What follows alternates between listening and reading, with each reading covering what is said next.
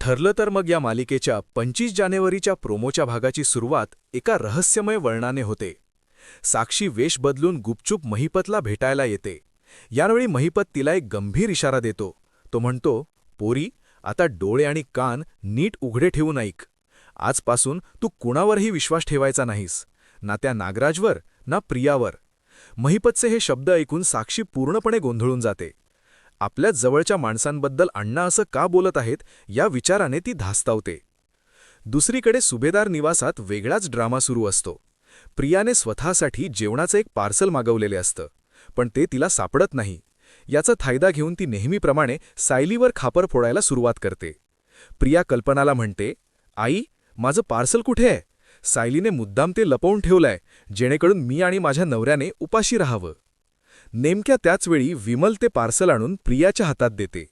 तिथे अश्विनसह घरातील सर्व मंडळी उपस्थित असतात. अश्विनही सायलीला जाब विचारतो की हे पार्सल तूच लपवलं होतंस का? यावर सायली शांतपणे पण ठामपणे उत्तर देते, अश्विन भाऊजी, आपल्या माणसांना उपाशी ठेवण्याइतकी मी निष्ठुर नक्कीच नाही. आणि पार्सल लपवण्याचं म्हणाल तर हे काम तुमच्या बायकोचंच आहे. एवढ्यावरच न थांबता सायलीने प्रियाचा खोटेपणा उघड करण्यासाठी ठोस पुरावाच अश्विनच्या समोर सादर केला. सायलीने दाखवलेल्या त्या पुराव्यामुळे आता प्रियाची चांगलीच फजिती होणार असल्याचे चिन्ह दिसत आहेत. पुढील भागात काय होईल?